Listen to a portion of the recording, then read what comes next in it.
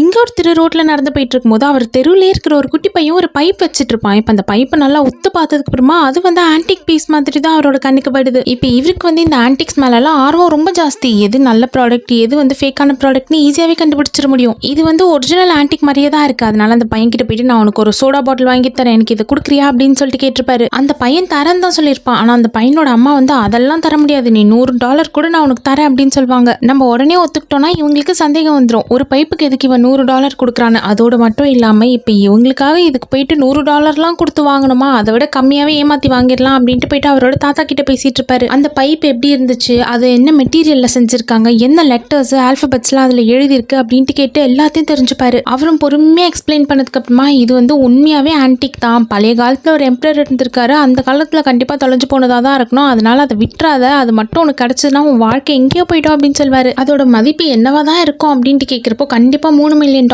இல்லாம இருக்காது, அதனால போயிட்டு வாங்கிடு அப்படின்னு சொல்லியிருப்பாங்க. அதனால அன்னைக்கு நைட்டே இப்போ அவரும் போயிட்டு அந்த லேடி கிட்ட எனக்கு அந்த பைப்பை கொடுங்க அப்படின்னு சொல்லி கேட்டிருப்பாரு. நம்ம வந்து நீங்க எவ்வளவு சொன்னாலும் பரவாயில்ல நான் வாங்கிக்கிறேன் அப்படிலாம் சொல்லக்கூடாது, நம்ம வந்து கொஞ்சம் பேரம் பேசணும் அப்படின்றதுக்காக $30 ஓகே பண்ணியிருப்பாரு. அவங்களும் சரி நான் போயிட்டு எடுத்துட்டு வரேன் அப்படின்ட்டு போயிருப்பாங்க. அவங்களோட மனசுல என்னன்னா, சாதா பைப்புக்கு போயிட்டு $30 கொடுக்குறான் பாரு முட்டாளா அப்படின்னு தான் நினைச்சிட்டு இருக்காங்க. ஆனா அது ஒரு ஆன்டிக் அப்படின்றது அவங்களுக்கே தெரியல. இவரு ஒரே சந்தோஷமா தான் இருக்காரு. $30 ஸ்பெண்ட் பண்ணி நம்மளுக்கு $3 மில்லியன் கிடைக்க போதே அப்படின்ட்டு பயங்கர ஹாப்பியா இருப்பாரு. அவங்க எடுத்துட்டு வரலான்ட்டு உள்ள போயிருப்பாங்களா. இப்போ இந்த விஷயத்தை போயிட்டு அவங்களோட ஹஸ்பண்ட் கிட்ட சொல்லியிருப்பாங்க. $30 ஒத்துக்கிட்டேன் அப்படின்னு சொல்றப்போ வந்து, பின்ன இந்த மாதிரி ரொம்ப பழசா இருந்தா எல்லாரும் $30 தான் வாங்குவாங்க, இரு நான் நல்லா புதுசா வந்து சாண்ட் பேப்பர் வச்சு தேய்ச்சி கொடுக்குறேன் அப்படின்னு சொல்லியிருப்பாரு. அவங்களும் வந்து $50 தான் நான் கொடுப்பேன் சரியான்னு கேட்குறப்போ, சரி கொடுங்க அப்படின்னு தான் சொல்வாரு. பார்த்தா இப்போ சாண்ட் பேப்பர் வச்சு நல்லா தேய்ச்சி எடுத்துட்டு வந்திருப்பாங்க. மேலே இருக்கிற அந்த ஒரு காப்பர் லேயர் மாதிரி இருக்கும், அந்த லேயரே போயிட்டு இருக்கும். மேலே நிறைய எழுத்தெல்லாம் இருக்கும், அதெல்லாம் கூட போயிட்டு இருக்கும். இப்போ அதெல்லாம் போயிடுச்சுன்னா இது வந்து ஒரு சாதா பைப்பு மாதிரி தான். அதோட மதிப்பு என்னன்னு தெரியாம ஃபுல்லா தேய்ச்சி எல்லாத்தையும் எடுத்துட்டாங்க. கை கெட்டினது வாய் கெட்டலையே, பேசாம அந்த $100 கொடுத்தா அப்பவே வாங்கியிருக்கலாமோ, நம்மளோட பேராசனால இந்த மாதிரி மிஸ் பண்ணிட்டோமே அப்படின்ட்டு புலம்பிக்கிட்டே வீட்டுக்கு போவாரு.